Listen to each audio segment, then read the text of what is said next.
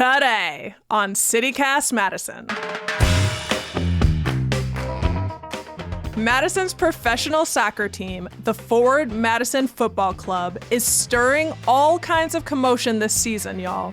They're currently the second place team in their league, USL League One. And the fans, our Madison Flamingo flock, are in formation. Head coach Matt Glazer says the team is on fire. We always say if we continue to do the right things and do the things that we talk about, the results will come. And so I'm really pleased, really happy for the group, and the way that they did it tonight was not easy. To learn just what's going right, we sat down with the team's captain, Mitch Osmond. It's Tuesday, July 18th. I'm Bianca Martin, and here's what Madison's talking about.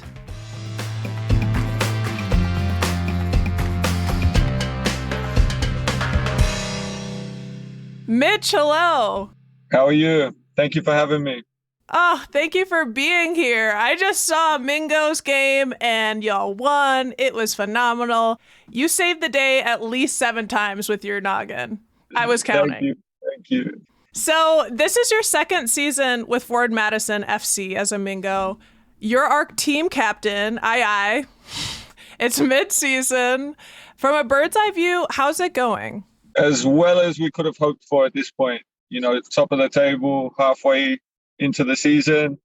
I think, when you write down your little checkpoints at the start of the season, this would be one of them. So we have to be happy with it, but we're not overly happy. We know that we can be better. We know that we can improve. And at the end of the day, the objective is to win a championship. So it's only half the job done. Have there been any big surprises so far? Any games that stood out, like wins that you had tough odds, or like losses or injuries or anything that's like standing out from the season so far? The only real surprise is how well we've clicked as a team so quickly. I mean, there's only 4 returners, so it's a brand new team from last year, and for the group to be as close as it is and the chemistry to have formed so rapidly, no one could have anticipated it clicking that well. What do you feel like was contributing to that? First and foremost, you brought in good people. There's been a collective buy-in from the guys that they've brought in, which has made everything that a little bit easier. And then obviously when you feel a bit of success early, it does make it easier. And we're fortunate enough to have had that so far. Yeah, and you're talking about good players, so, you're our captain here. And I should say, for those who don't know, the FC and Forward Madison stands for Football Club. Mitch, you're originally from Australia, where they, like most of the world, say football. So we got to settle this for the universe. What's your truth? Is it football or soccer?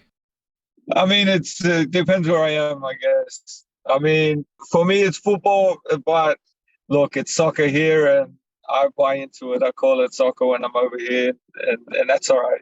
I'm not one of those that's like against the word soccer, or it's taboo or anything like that. Well, yeah, what a team player you are. You got good energy here. So why come to Madtown and play for the Mingos?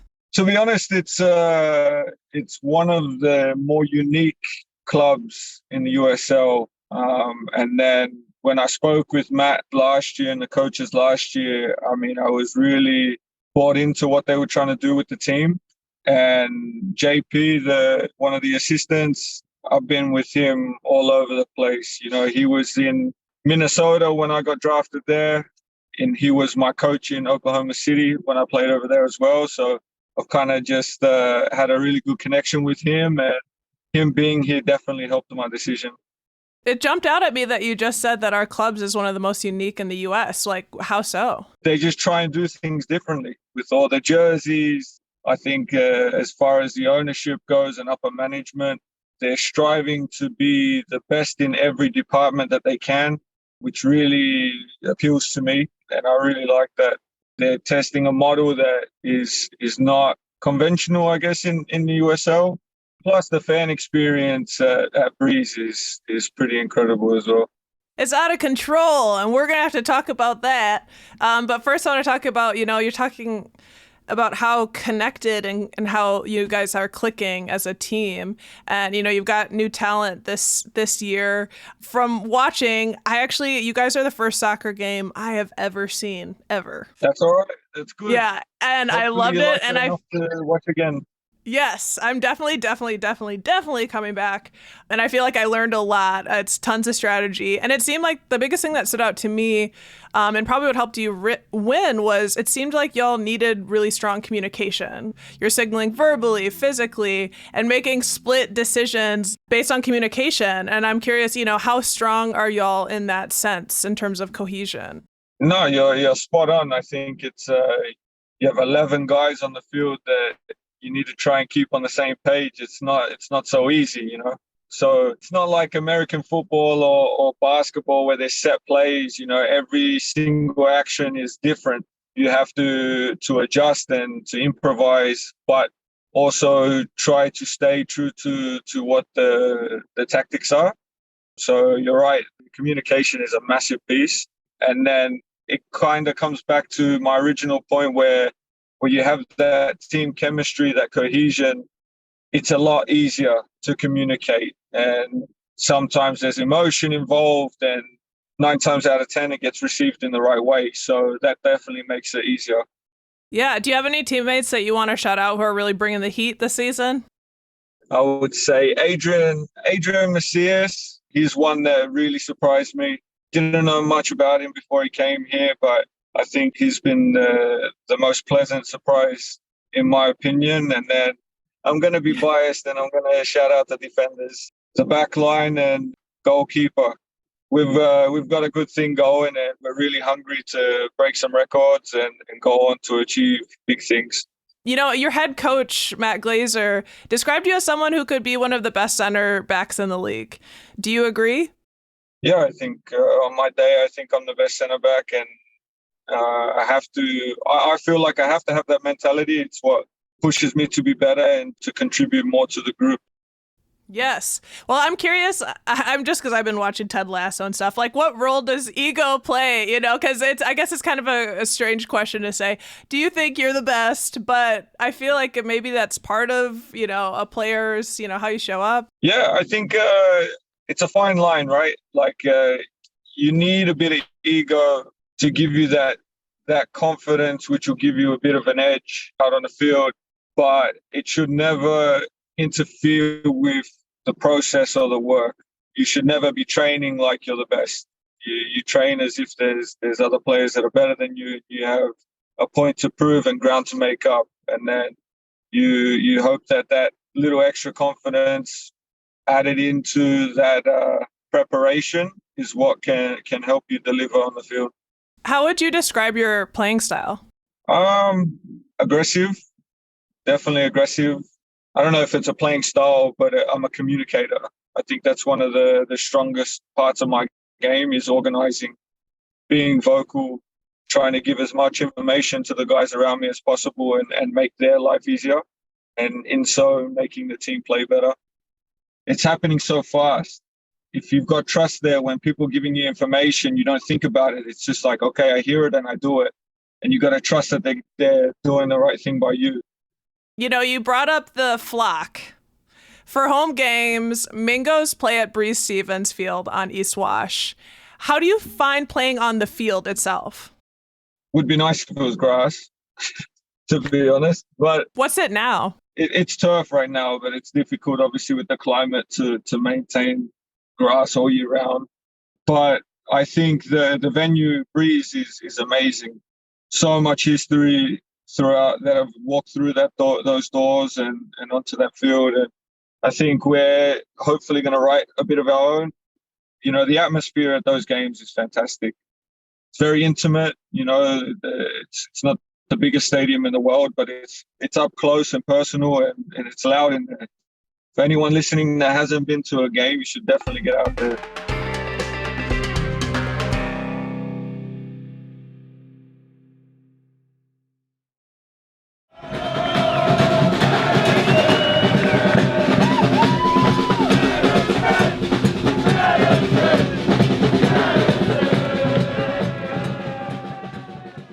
The game that I just went to, there were 4,700 people there. That's pretty cool. It's a very lively and loud 4,700. Pretty close to capacity. I don't know how many more you can squeeze in there. Yeah, I noticed they were doing, there are bird calls that are happening, to try and when it's the opposing team has the ball.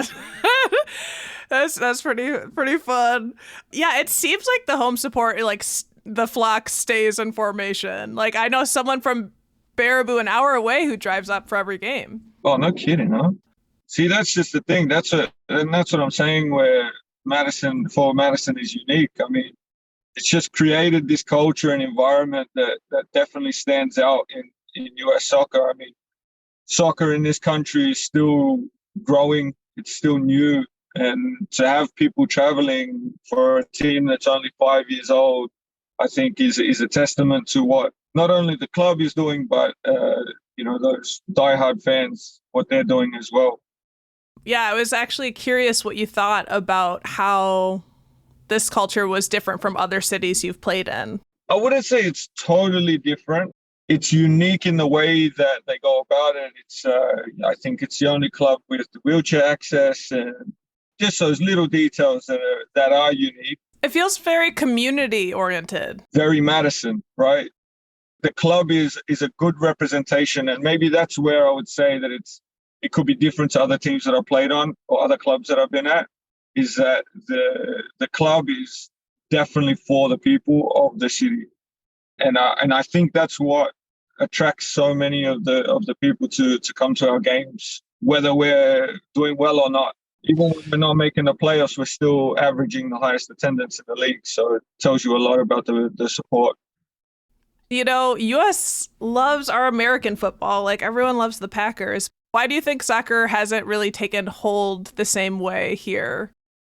First of all, I think it will. I think it's coming. You're seeing now with the growth of MLS and the importance of the national team as well. It's definitely changing. You can sense it, you can feel it. Even in the time that I've been in the country, the importance of this game now is completely different to when I first came. Right. I think it just took time for the appreciation of what soccer is to really set in. It's not a sport like basketball or American football, where it's just constant scoring. It's more of, it's a build up to moments of euphoria, and I think that the connection with the club is what gives you those moments. And I think we have that here. So more and more clubs are starting to build that. And once that happens, I think the bug will set in and people will be hooked. And then you're going to have another generation of kids that won't know any different. They'll grow up with the game here the way it is now. I wanted to pick up on something that you said about scoring too, by the way, because it's like, okay, a game could be 1-0. It's like one goal was made, but what I got to understand being a newbie and watching, I noticed it was about watching the technique and the little things throughout. And like you said, like things are building the whole time. And so there's a lot happening in the middle. Yeah, exactly. And I think the best way that I can say it is, like I said, the anticipation and that build up is what gives you those special moments. And I think the fact that it is so hard to score makes it worth more for a fan watching, because it's not so easy to come by. It's not expected. It's not like every time you go down the field, you're going to be able to score. That's not the way this game works. It's crazy how quick everything can change. In one of our previous games, our goalkeeper saved the penalty. We took the rebound up the field and scored in like 7 seconds, Oh! And I think that's what this game can do, and that's what people love. So are we headed to the championship? Are we contenders? We're definitely contenders. It's still early. It's definitely still early. We're only halfway through. So there's a lot of soccer to be played. But if we stay healthy, if we stay focused, we're going to be right there come the pointy end of the season for sure. Are you excited for the possibility of a Madison female professional league? Of course. I think it's that's another factor that I think you're seeing now with the growth in this country is is the growth and expansion of women's football as well. The USL is doing a good job of really pushing the expansion, and now with this new fully professional women's league coming in, there's so many routes for girls to progress into the professional ranks. I feel like I gotta ask, the U.S. women's team kicks so much butt internationally. What's going on in terms of like versus the men's team? I mean, you're talking about, you got to think the game on the men's side is still relatively new in terms of its investment and growth compared to the rest of the world, especially with the South American and European big boys, so to speak. So the US is doing on the men's side a great job of closing that gap. I think it's sometimes an unrealistic expectation on having them win when you're competing against the tradition of 100 plus years with some of these countries. But on the women's side, it's the opposite. I think they were the first country here to really invest in the women's side. And so there's a lot more dominance on that side, but now it's the inverse effect where the rest of the world now is starting to invest in women's football as well, and that gap is closing. There's a lot more competition, and I think this Women's World Cup that's about to kick off, it's going to be really tight and really interesting to see who wins. Well, you guys are kicking butt. We're so happy to have you, and we appreciate you. And thank you, Mitch, for giving me giving us your time. No, I really appreciate you having me on, and I appreciate the whole city of Madison for welcoming me and the rest of the team, and hopefully we can bring a championship and celebrate together. That's Mitch Osmond, Forward Madison FC team captain. Forward Madison's next home match is this Thursday night, July 20th, against Atlante FC of Mexico City. By the way, in addition to cheering on our Mingos, the Forward Madison Club is opening up Breeze Stevens for free watch parties of the Women's World Cup. This Friday at 8 p.m., you can go pitch a blanket on the green and watch the USA team play Vietnam. And on next Wednesday, the 26th, they're playing the Netherlands. Check out our show notes for more details on this or the next Mingos match. And by the way, have you found us on Instagram? We're at CityCast Madison. We've got some gems going up from our visit to Breeze Stevens, so check them out, and hey, maybe you're in some of them.